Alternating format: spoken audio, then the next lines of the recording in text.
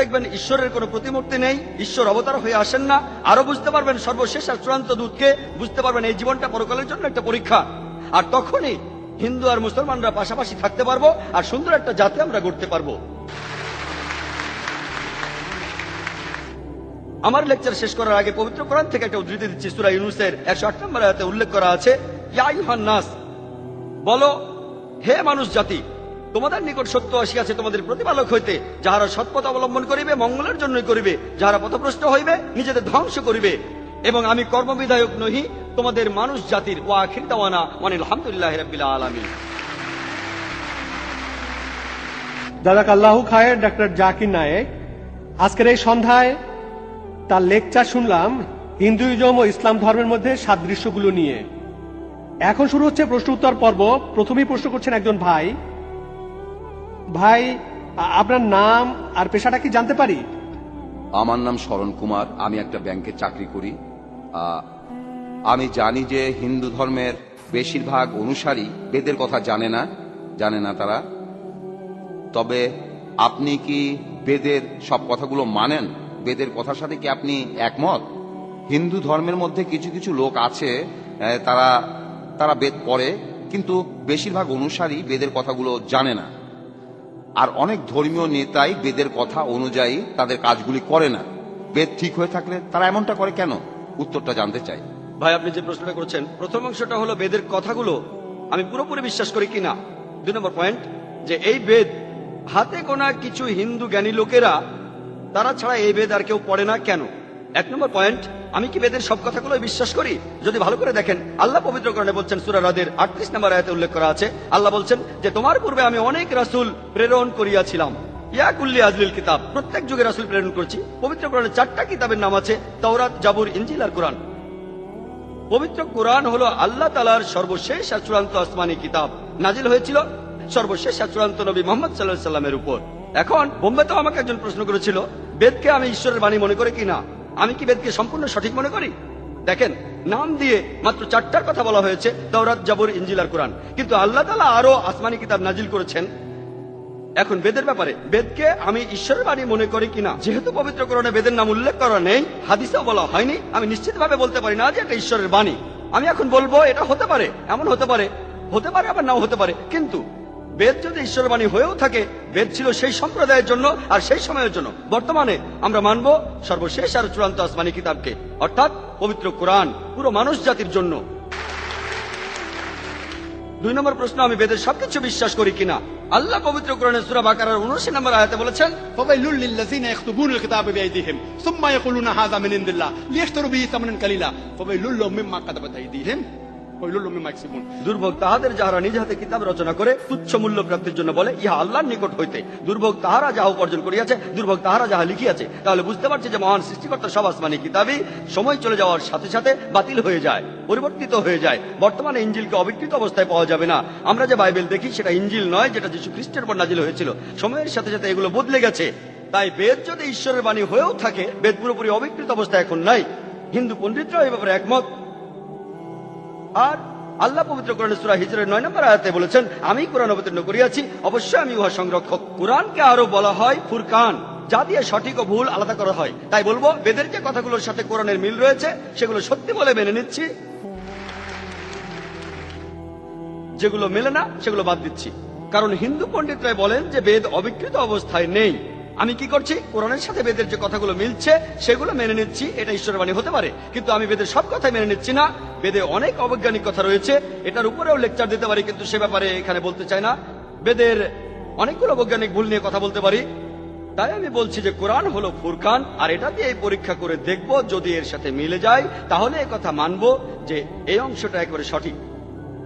আশা করি উত্তরটা পেয়েছেন।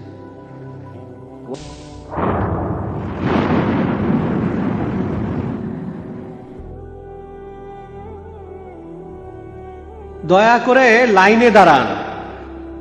আপনাদের মধ্যে অমুসলিম ভাইদের আগে প্রশ্ন করার সুযোগ দেওয়া হবে। আমার নাম যোগানন্দ। এই অনুষ্ঠানে থাকতে পেরে আমি ধন্যবাদ জানাই সর্বশক্তিমান আল্লাহকে।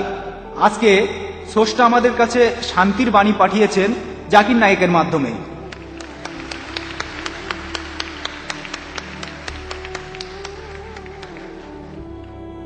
মানব জাতির শান্তি, এছাড়া হিন্দু মুসলমানের শান্তি। তাই আপনাকে অনেক ধন্যবাদ জানাচ্ছি। আপনি অসাধারণ একটা কাজ করেছেন। যেভাবে আপনি বেদ আর অন্যান্য ধর্মগ্রন্থ থেকে উদ্ধৃতি দিলেন, অসাধারণ একটা কাজ করেছেন। তারপরও আমাদের হিন্দুইজমে একটা জিনিস রয়েছে, সেটা হলো সিদ্ধান্ত। আপনি এখানে বেদান্ত নিয়ে কথা বলেছেন, যদি সিদ্ধান্ত পড়েন তাহলে হিন্দুইজম নিয়ে আরো বলতে পারবেন, আর এটা আমাদের মানব জাতির শান্তির জন্য ভালো হবে। আচ্ছা, অনেক ধন্যবাদ, অনেক ধন্যবাদ।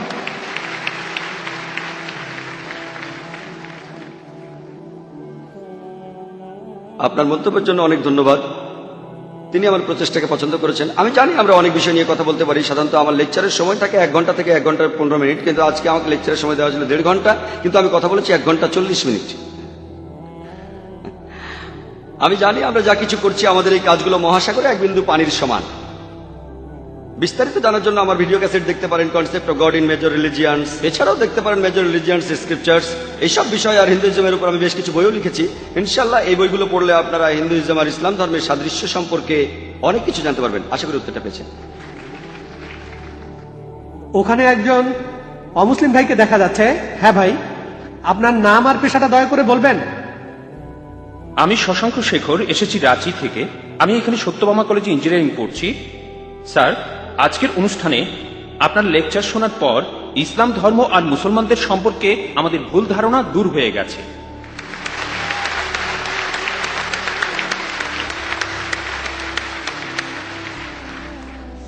স্যার, আমি জম্মু আর কাশ্মীরে গিয়েছি, সেখানকার ভীতিকর অবস্থা দেখেছি। মানুষ সেখানে কষ্টে আছে মুসলমানদের সেই তথাকথিত জিহাদের কারণে। স্যার, আমার প্রশ্নটা হলো, ইসলাম কি এইসব কাজের অনুমতি দেয়? যদি না দেয় তাহলে এই জিহাদ শব্দটার অর্থ আসলে কি? কারণ পবিত্র কোরআনেই সূরা আরাফের 56 নম্বর আয়াতে বলা হয়েছে, তোমরা বিপর্যয় ঘটিও না। অথবা সূরা শুরার 40 নম্বর আয়াতে বলা হয়েছে যে প্রতিশোধ নেয়ার চাইতে ক্ষমা করা উত্তম।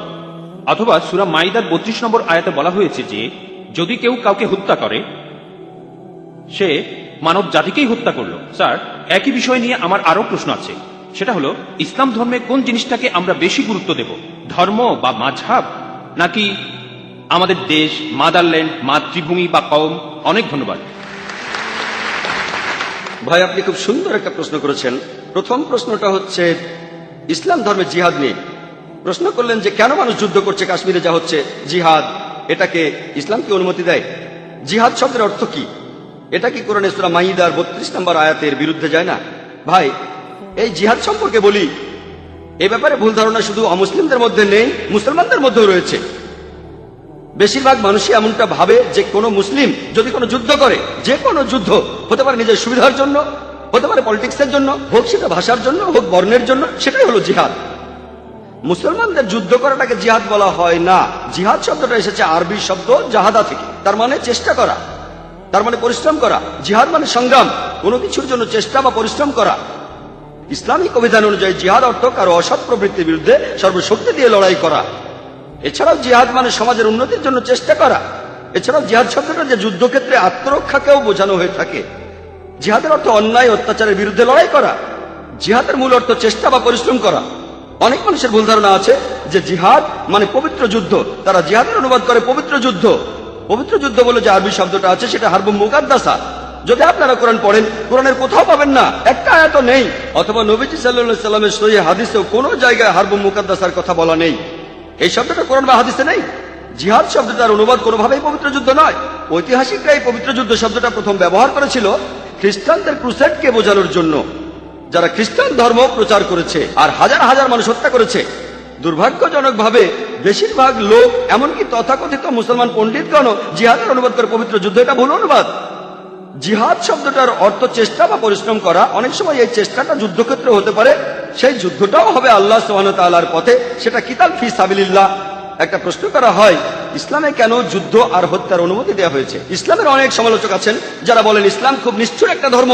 ইসলাম সব সময় বলে অমুসলিম কাউকে দেখলে তাকে মেরে ফেলো। অনেকেই বলেন, ইন্ডিয়াতে এরকম একজন আছেন অরুণ সুরি, তিনি একটা বই লিখেছেন দ্য ওয়ার্ল্ড অফ ফতোয়া। তিনি সূরা তাওবার 5 নম্বর আয়াতের উদ্ধৃতি দিয়ে বলেছেন যে কোরআন বলছে কোন কাফিরদের যেখানেই পাবে, ব্র্যাকেটে হিন্দু, তাদেরকে হত্যা করবে। যদি আপনি পবিত্র কোরআনের সূরা তাওবার 5 নম্বর আয়াতটা দেখেন, সেখানে বলা হয়েছে কাফিরদের যেখানে পাবে হত্যা করবে। তবে এই উদ্ধৃতিটার প্রসঙ্গের কথা এখানে বলা নেই। যদি আপনারা এই আয়াতটার আগের আয়াতগুলো পড়েন, সেখানে একটা শান্তি চুক্তির কথা বলা হয়েছে, মক্কার মুশরিকদের সাথে মুসলিমদের একটা শান্তি চুক্তি। পবিত্র কোরআনের সূরা তাওবার প্রথম 4টা আয়াতে মক্কার মুশরিকদের সাথে মুসলমানদের একটা শান্তি চুক্তির কথা বলা হয়েছে। আর মক্কার মুশরিকরা এই শান্তি চুক্তিটা ইচ্ছা করেই ভেঙেছিল। এরপর আল্লাহ তাআলা 5 নম্বর আয়াতটা নাজিল করলেন মুশরিকদের সম্পর্কে। সেই আয়াতে আল্লাহ মুসলিমদের বললেন, সবকিছু 4 মাসের মধ্যে ঠিক করে ফেলো, না হলে যুদ্ধ ঘোষণা করো। আর যুদ্ধক্ষেত্রে আল্লাহ বলেছেন, যখন শত্রুরা তোমাকে আক্রমণ করতে আসবে, তুমি শত্রুদের হত্যা করবে। এই আয়াতটা যুদ্ধক্ষেত্রের কথা বলছে। যখন শত্রুরা তোমাকে মারতে আসবে, ভয় না পেয়ে লড়াই করো। আজকের দিনে একজন আর্মি জেনারেল তার দলের সৈন্যদের মনোবল চাঙ্গা করার জন্য সেই জেনারেল বলবেন যে যখন শত্রুরা আসবে তাদের মেরে ফেলো। আর অরুণ সুরি 5 নম্বর আয়াতটা বলার পরে চলে গেছেন 7 নম্বর আয়াতে, কারণ 6 নম্বর আয়াতে উত্তরটা আছে। পবিত্র কোরআনের সূরা তাওবার 6 নম্বর আয়াতে উল্লেখ করা হয়েছে, যদি কোনো কাফির তোমার কাছে আশ্রয় প্রার্থনা করে, যদি তারা শান্তি চায়, তাহলে তোমরা তাদের নিরাপদ স্থানে পৌঁছে দেবে। শত্রু যদি আশ্রয় প্রার্থনা করে, তাদের নিরাপদ স্থানে পৌঁছে দাও। আজকের দিনের সবচেয়ে ভালো আর্মি জেনারেল খুব বেশি হলে তার সৈন্যদের বলবেন যে শত্রুদের চলে যেতে দাও। এখানে আল্লাহ বলছেন তাদের শুধু ছেড়ে দিও না, তাদের কোনো নিরাপদ স্থানে পৌঁছে দাও। যখনই কোরআনে যুদ্ধের প্রসঙ্গে কথা থাকে, আরেকটা হলো সূরা আনফালের 60 নম্বর আয়াতে উল্লেখ আছে, তোমাদের শক্তি ও অশ্ববাহিনী প্রস্তুত রাখো আর শত্রুদের আক্রমণ করো। পরের আয়াতে বলছে, কিন্তু শত্রুরা যদি সন্ধি করতে চায়, তুমিও সন্ধি করো। তাহলে যে আয়াতগুলোতে যুদ্ধের কথা বলা হয়েছে, তার পরের আয়াতে বলছে যদি তারা শান্তি চায়, শান্তিই ভালো। এখন আরেকটা প্রশ্ন, সূরা মাইদার 32 নম্বর আয়াতে কি বলছে, বা সূরা নিসার 40 নম্বর আয়াতে কি বলছে, যে যদি কোনো মানুষকে হত্যা করা হয়, তাহলে সে যেন পুরো মানুষ জাতিকে হত্যা করলো। এটাই হলো ইসলামের আসল কথা। যদি কেউ কোনো মানুষকে হত্যা করে, হোক সে মুসলিম বা অমুসলিম, যদি সেটা হত্যা বা ধ্বংসাত্মক কাজের অপরাধে না হয়, যদি দুর্নীতির অপরাধে না হয়, তাহলে সে যেন পুরো মানুষ জাতিকেই হত্যা করলো। আর কেউ যদি কোনো মানুষকে বাঁচায়, তাহলে সে যেন পুরো মানুষ জাতিকে বাঁচালো। এখন আপনারা যদি ভগবদ গীতা পড়েন, ভগবদ গীতার 2য় অধ্যায়ের 50 অনুচ্ছেদে আছে, বলা হয়েছে শ্রীকৃষ্ণ এখানে অর্জুনকে জিহাদ করতে বলেছেন। চেষ্টা। যদি আপনারা পড়েন মহাভারত, মহাভারতের হাজার হাজার অনুচ্ছেদে যুদ্ধের কথা রয়েছে, হাজার হাজার অনুচ্ছেদে। কোরআনে যত যুদ্ধের কথা আছে তার চেয়ে অনেক বেশি। মহাভারত একটা ধর্মগ্রন্থ, আপনারা হয়তো জানেন। এখানে রাজ্য নিয়ে একটা যুদ্ধের গল্প রয়েছে পাণ্ডব আর কৌরবদের মধ্যে। পাণ্ডবদের 5 ভাই আর কৌরবের 100 ভাই যুদ্ধ। আর ভগবদ গীতা হলো মহাভারতের অংশ। 18টা অধ্যায় কৃষ্ণের কথা। প্রভু তিনি উপদেশ দিচ্ছেন অর্জুনকে। অর্জুন বলছে, এটা আছে ভগবদ গীতার 1 নম্বর অধ্যায় 42 থেকে 46 অনুচ্ছেদে, আমি আমার আত্মীয়দের সাথে যুদ্ধ না করে নিরস্ত্র অবস্থায় এই যুদ্ধক্ষেত্রে মরে যাব। কিভাবে জ্ঞাতিভাইদের সাথে যুদ্ধ করব? কৌরবরা আমার জ্ঞাতি ভাই, যুদ্ধ না করে আমি বরং যুদ্ধক্ষেত্রে নিরস্ত্র অবস্থায় মরে যাব। ঠিক তখনই শ্রীকৃষ্ণ জানেন তিনি কি বলেছিলেন? 2য় অধ্যায় 2 আর 3 অনুচ্ছেদে আছে, তোমার মনে এমন অশুদ্ধ চিন্তা এলো কিভাবে? এটা একটা পাপ।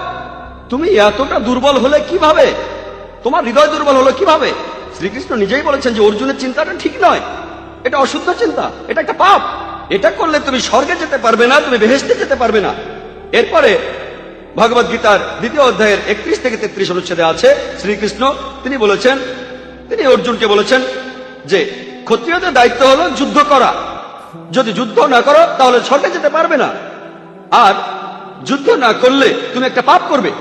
যদি ভালো করে দেখেন ভগবদ গীতায় শ্রীকৃষ্ণ বলছেন যে তোমাকে যুদ্ধ করতে হবে। চিন্তা করেন, আমি যদি ভগবদ গীতার এই উদ্ধৃতি দিয়ে বলি যে শ্রীকৃষ্ণ বলছেন অর্জুনকে তোমার আত্মীয় স্বজনদের যুদ্ধ করে হত্যা করতে হবে, কোন প্রসঙ্গ ছাড়া উদ্ধৃতি দিলে সেটা হবে শয়তানি। আর প্রসঙ্গটা বললে শ্রীকৃষ্ণ অর্জুনকে বলছেন যদি তোমাকে লড়তে হয় মিথ্যার বিরুদ্ধে, সত্যের জন্য, তুমি যে কারো বিরুদ্ধে যুদ্ধ করো, এমনকি সে যদি আত্মীয় হয়। প্রসঙ্গটা বললে অনুচ্ছেদটা যুক্তি আছে। যখন ন্যায় বিচারের জন্য যুদ্ধ করছেন, যদি সেটা আত্মীয় স্বজনের বিরুদ্ধে যায়, তাতে কোনো সমস্যা নেই। ভগবদ গীতা আর মহাভারতে এই কথাটাই বলা হয়েছে, সত্যের পক্ষে আর মিথ্যার বিরুদ্ধে যুদ্ধ। যখনই আমি কোনো হিন্দুকে মহাভারত আর গীতার কথা বলবো, সে তো এটা জানে। সে বলবে না, মহাভারত আর গীতায় সত্যের সাথে মিথ্যার যুদ্ধের কথা বলা হয়েছে। আর ঠিক এরকম কথা আছে পবিত্র কোরআনে। তাহলে মহাভারত আর গীতার উদ্ধৃতিগুলো শুনলে আপনি কোরআনকেও বুঝতে পারবেন। এছাড়াও অনেক লোক বলে ও কোরআনে জিহাদের কথা বলছে, আপনি জিহাদ করতে গিয়ে মারা গেলে বেহেশতে যাবেন। অনেকে আছেন, তাদের একজন অরুণ সুরি বলছেন, তিনি সহিহ বুখারী থেকে হাদিসের উদ্ধৃতিও দিয়েছেন। 4 নম্বর খণ্ড বুক অব জিহাদ 2 নম্বর অধ্যায়ের 46 নম্বর হাদিস বলা হয়েছে, একজন মুজাহিদ হলো সেই লোক যে আল্লাহ সুবহানাহু ওয়া তাআলার পথে চেষ্টা করে, আর আল্লাহ নিজেই জানেন কে চেষ্টা করছে। এরপরে নবীজি বলেছেন, যদি কোনো মুজাহিদ যুদ্ধক্ষেত্রে মারা যায়, সে জান্নাতে যাবে, সে পরকালে বেহেশতে যাবে। কিন্তু যদি সে ফিরে আসে, মারা না যায়, সে ফিরে আসবে গনিমতের মাল নিয়ে। এই হাদিসটা আর কোরআনের বিভিন্ন আয়াতের কথা বলছেন ইসলামের সমালোচকরা। আমি ভাবি হিন্দু সমালোচকরা এই উদ্ধৃতিটা দেয় কিভাবে? তারা কি ভগবদ গীতা পড়েনি? তারা কি মহাভারত পড়েনি? এমনকি শ্রীকৃষ্ণ তিনি ভগবদ গীতায় বলেছেন, দ্বিতীয় অধ্যায়ের 37 অনুচ্ছেদে আছে, হে অর্জুন, হে কুন্তির পুত্র, যুদ্ধের প্রস্তুতি নাও। যদি যুদ্ধে মারাও যাও কোনো সমস্যা নেই, তুমি স্বর্গে চলে যাবে। আর যদি তুমি জয়লাভ করে ফিরে আসো, তাহলে তুমি এই পৃথিবীর ধন সম্পদগুলো পাবে। হাদিসে একই কথা আছে। তাহলে কৃষ্ণ যখন অর্জুনকে বলছে যুদ্ধ করো, সমস্যা নেই, যদি মারা যাও স্বর্গে চলে যাবে, যদি যুদ্ধে জিতে ফিরে আসো তুমি অনেক ধন সম্পদ পাবে। সহিহ বুখারীও একই কথা বলছে, কোরআনেও একই কথা আছে। তাহলে ধর্মগ্রন্থগুলো পড়লে আমরা একে অন্যকে ভালোভাবে বুঝতে পারবো।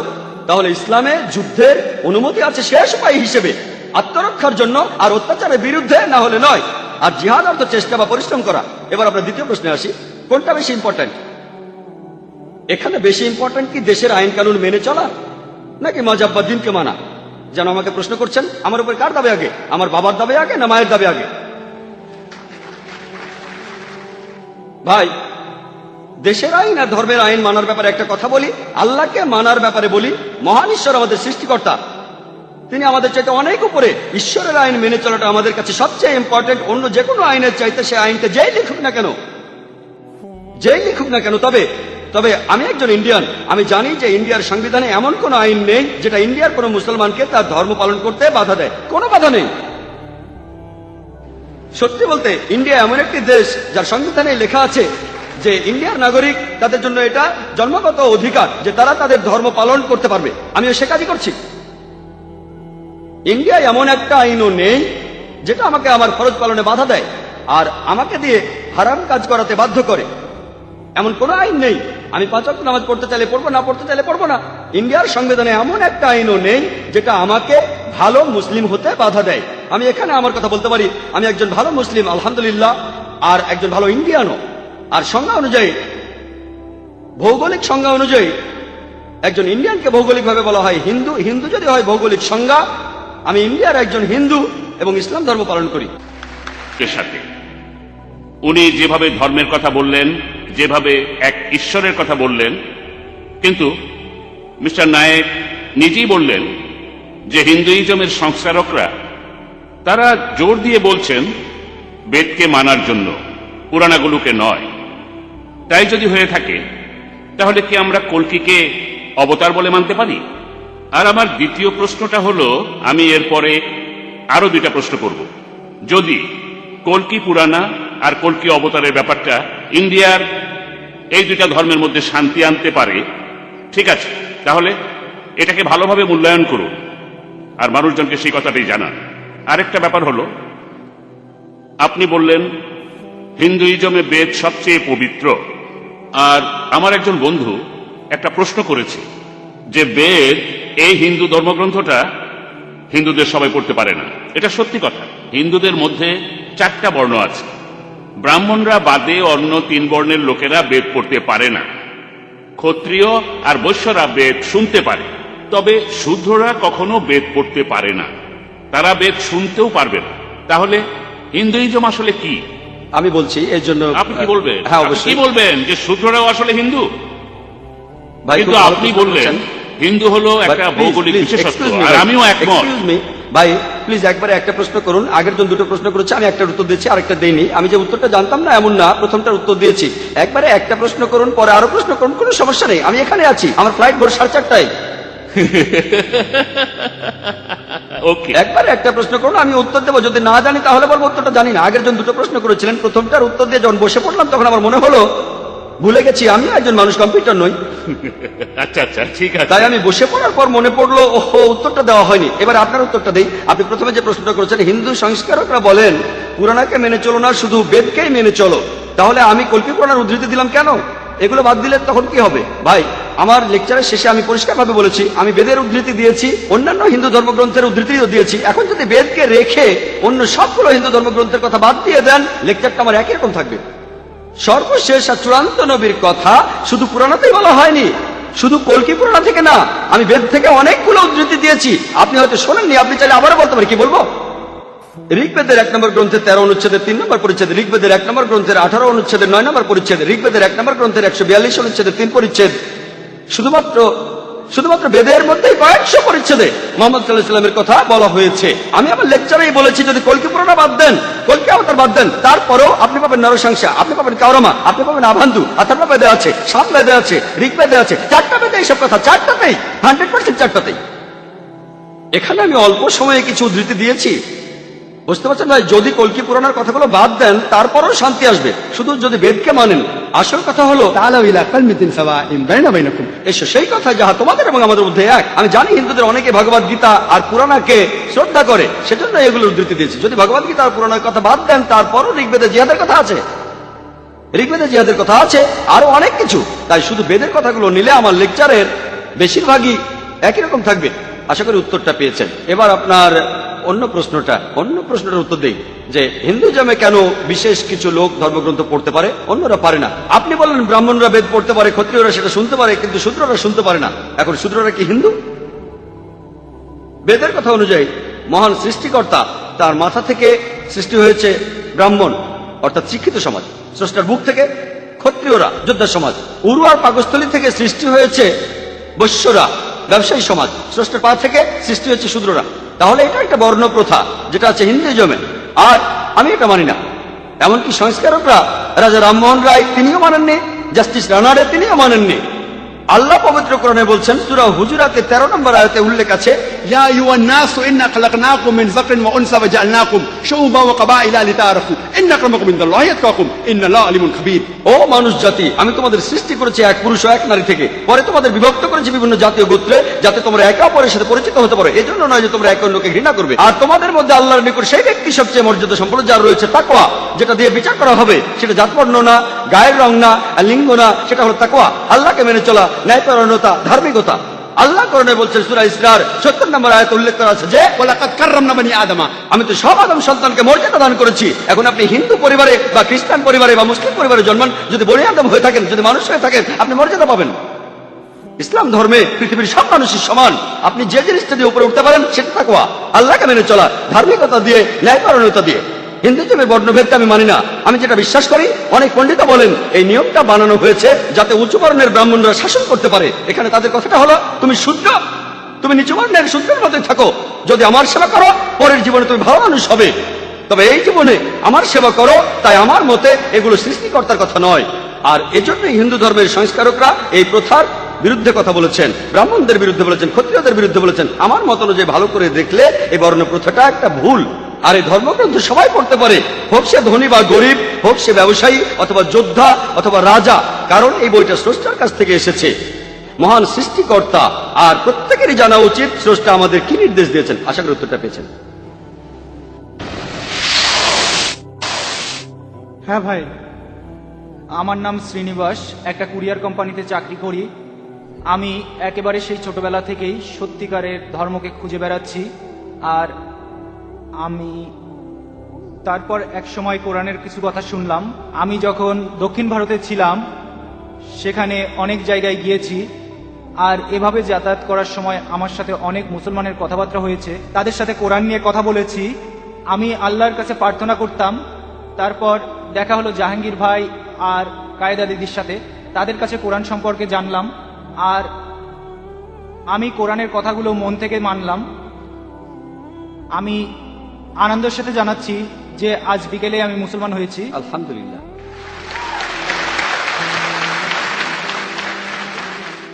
এই অনুষ্ঠানের আগে এই এক্সিবিশন হলে, আর আমি আসলে কয়েকটা প্রশ্ন করতে চাই ডাক্তার জাকির নায়েকের কাছে। অবশ্যই। তার একটা হলো, আমার কাছে এখনো কোনো কোরআন শরীফ নেই। আমি লোকজনের মুখে কোরআনের আয়াত শুনেছি, তার মধ্যে আমার কয়েকটা আয়াত মনে আছে। যেমন সূরা ইসরার 40 নম্বর আয়াত বলছে, আল্লাহ কি তোমাদের পুত্র দিয়েছে আর তিনি ফেরেশতাদের কন্যা রূপে গ্রহণ করেছেন। আমি এই আয়াতটা বুঝতে পারিনি। এছাড়া আরেকটা প্রশ্ন, হারুর জিনিসটা কি? জি, হারুর বেহেশতের সঙ্গী। হুর হুর। যখন মানুষ বেহেশতে যাবে তখন এই সঙ্গীরা থাকবে। ভাই আপনি বলছেন হুর হুর। হ্যাঁ, হুর হুর, ঠিক বেহেশতের বলেছেন, হুর। বেহেশতের সঙ্গী। ভাই আপনি কোরআনের একটি আয়াত বললেন আর সেই আয়াতটা নিয়ে প্রশ্ন করলেন, তবে তার আগে আপনাকে অভিনন্দন জানাই। শান্তির ধর্মে স্বাগতম। ধন্যবাদ।